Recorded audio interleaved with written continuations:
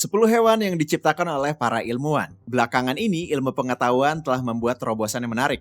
Selain sukses di bidang IT, eksplorasi ruang angkasa, dan teknik mesin, genetika juga sukses berkembang. Sekarang ilmuwan genetika dapat membiarkan dan menciptakan subspesies hewan yang tidak biasa atau hibrida yang berguna secara artifisial. Tapi terkadang makhluk ini menyeramkan. Dalam video hari ini kita akan membicarakannya. Berikut adalah daftar 10 hewan yang diciptakan oleh para ilmuwan. Selamat menonton dan ayo mulai. 10. Anjing zombie. Pada tahun 1940, para ilmuwan dari Uni Soviet merilis video yang menunjukkan bagaimana mereka membiarkan beberapa kepala anjing tetap hidup selama beberapa jam. Anjing ini bisa menggerakkan telinganya sebagai respon terhadap rangsangan dan bahkan bisa menjilat wajah mereka. Ilmuwan yang bereksperimen menyebut ini anjing zombie, menyatakan bahwa sistem peredaran darah buatan menyebabkan kehidupan di kepala anjing. Pada 2015, ilmuwan dari University of Pittsburgh melakukan eksperimen serupa. Mereka mengganti darah hewan dengan oksigen dan garam. Anjing-anjing itu mengalami serangan jantung dan kemudian dicatat secara klinis mati. Beberapa jam kemudian, para ilmuwan mentransfusi darah anjing-anjing itu dan menyetrumnya. Hasilnya, anjing-anjing itu bangkit. Banyak anjing yang berada dalam keadaan syok tetapi bersikap seolah-olah tidak terjadi apa-apa. Hasil percobaan dipublikasikan di Intensive Care and Emergency Medicine Yearbook. Jurnal ini mengatakan bahwa berkat terobosan ilmiah ini, para ilmuwan akan dapat menyelamatkan nyawa manusia. Teknologi ini dapat digunakan untuk orang yang kehilangan darah terlalu cepat sehingga mengalami cedera ketika dokter tidak dapat membantu dengan metode konvensional. Diyakini bahwa dengan pendanaan yang tepat, percobaan manusia pertama dengan teknik ini akan dilakukan dalam 2 tahun ke depan.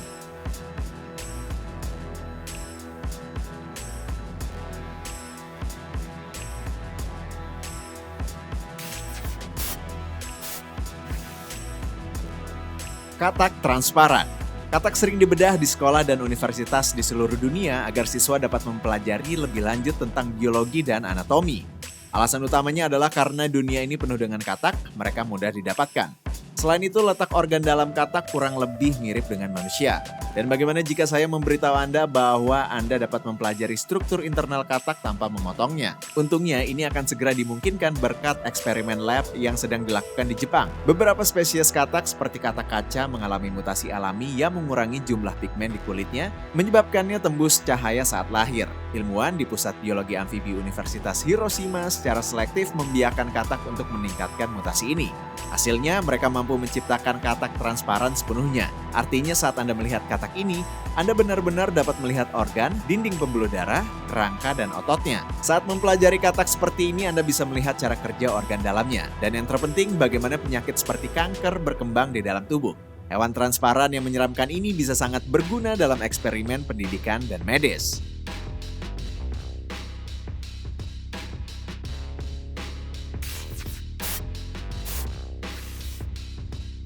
Chimera manusia babi. Chimera adalah organisme yang dibuat dengan menggabungkan sel dari 2 hewan yang berbeda. Chimera buatan laboratorium menjadi masalah kontroversial di komunitas ilmiah. Perdebatan antara para ilmuwan memanas ketika membahas fusi DNA manusia dan hewan. Pada Januari 2017, para ilmuwan di Salk Institute for Biological Research di California mengumumkan bahwa mereka telah berhasil menciptakan hibrida manusia babi. Satu tim ilmuwan menyuntikkan sel induk manusia ke dalam embrio babi dan kemudian menanamkannya ke babi betina. Embrio manusia dan babi dibiarkan berkembang hanya selama 28 hari yang merupakan sepertiga dari kehamilan babi. Embrio manusia dan babi dibiarkan berkembang hanya selama 28 hari yang merupakan sepertiga dari kehamilan babi. Kemudian embrio diekstraksi. Ilmuwan terkemuka Juan Carlos mengatakan bahwa kali ini ia cukup untuk memahami bagaimana babi dan sel manusia bercampur, tetapi tidak cukup untuk meredam perselisihan etika tentang chimera, hewan dewasa. Salah satu batu sandungan saat mengawinkan gen hewan dan manusia adalah gagasan untuk menciptakan hewan cerdas dengan otak manusiawi, yang antara lain dapat memengaruhi hak berbagai hewan untuk hidup. Namun pendekatan inovatif ini dianggap sangat berharga karena dapat menjadi dasar penciptaan organ manusia secara artifisial yang dapat digunakan dalam transplantasi.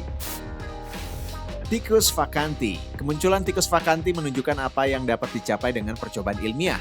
Eksperimen ini juga telah menjadi subjek perdebatan sengit di komunitas ilmiah mengenai eksperimen tak bermoral. Tikus telinga diciptakan oleh Charles Vacanti di Sekolah Kedokteran Universitas Massachusetts pada tahun 1997. Tim Vacanti berhasil menumbuhkan tulang rawan dalam bentuk telinga di punggung tikus dengan menanamkan sel tulang rawan sapi dan jamur telinga yang dapat terurai secara hayati yang kemudian dimasukkan di bawah kulit tikus. Setelah pertumbuhan tulang rawan, jamur menghilang, maka muncullah tikus vakanti atau tikus telinga. Foto tikus ini menimbulkan gelombang kontroversi. Banyak orang mulai berbicara menentang penggunaan hewan untuk tujuan ilmiah yang tidak masuk akal dan kejam. Di sisi lain, Charles Vacanti sendiri menyatakan bahwa eksperimen ini menunjukkan bahwa bahkan secara struktur kompleks seperti tulang rawan dapat tumbuh secara artifisial dalam organisme. Dengan demikian, ilmuwan tersebut mengatakan bahwa di masa depan, percobaan ini dapat menjadi dasar bagi penciptaan buatan yang berpotensi pada organ dalam dan bahan lainnya yang dapat berguna untuk keperluan medis. Nyamuk yang mati mendadak. Diperkirakan lebih dari 1 juta orang meninggal akibat gigitan nyamuk setiap tahun karena nyamuk membawa berbagai penyakit mematikan seperti malaria. Inilah sebabnya mengapa para ilmuwan dari perusahaan bioteknologi Oxitec melakukan penemuan ambisius yang dirancang untuk memerangi serangga ini. Para ilmuwan ingin penemuan ini mengarah untuk memusnahkan nyamuk.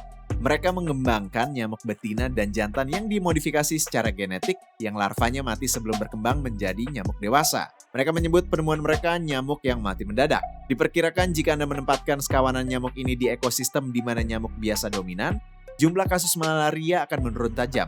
Pada tahun 2019, Oxitec meluncurkan 19.000 nyamuk ini ke Pulau Karibia, Grand Cayman, dan kemudian setiap tahun mengimpor 3 juta nyamuk yang mati mendadak.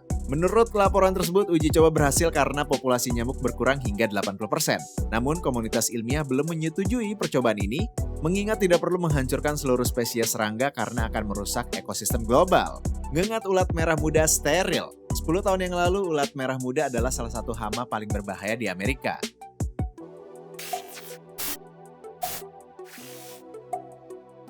Ngengat kecil tapi agresif ini tanpa ampun merusak ladang kapas di Amerika Serikat. Perusakan tanaman dan tindakan pencegahan yang dilakukan merugikan pemerintah 21 juta dolar setiap tahun. Namun di awal tahun 2000-an, ilmuwan genetika meluncurkan eksperimen yang diharapkan dapat membasmi hama-hama yang mengganggu ini. Ilmuwan dari Arizona menciptakan ngengat ulat merah muda steril yang dimodifikasi secara genetik yang kemudian dilepaskan di perkebunan kapas di negara bagian itu. Dengan hanya 1 generasi cacing, populasi hama ini berkurang setengahnya, dan 4 tahun kemudian, investasi parasit di Arizona turun 99%.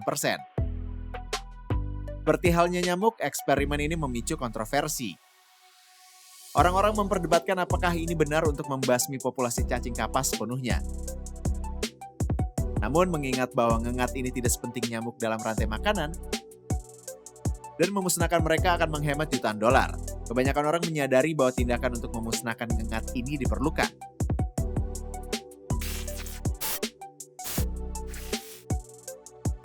Ikan bertumor. Saat ini ada kecenderungan kenaikan untuk melakukan pembiakan hewan secara selektif untuk mempertegas fitur estetika atau anomali spesifik mereka. Terkadang perkembangbiakan buatan seperti itu disertai dengan risiko terhadap kesehatan hewan. Misalnya, populasi ikan bertumor telah berkembang dalam beberapa tahun terakhir. Ini adalah istilah umum untuk makhluk laut yang memiliki pertumbuhan besar di kepalanya karena pembiakan buatan. Contoh dari makhluk tersebut adalah ikan lohan yang memiliki benjolan di dahinya.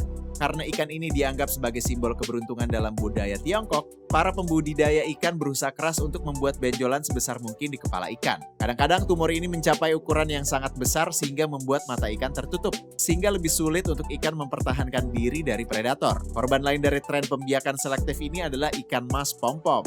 Daging ikan pom-pom ditumbuhkan dari hidung ikan mas, dan beberapa pemilik ikan bahkan sengaja membuat benjolan ini di hidung ikan pom-pom.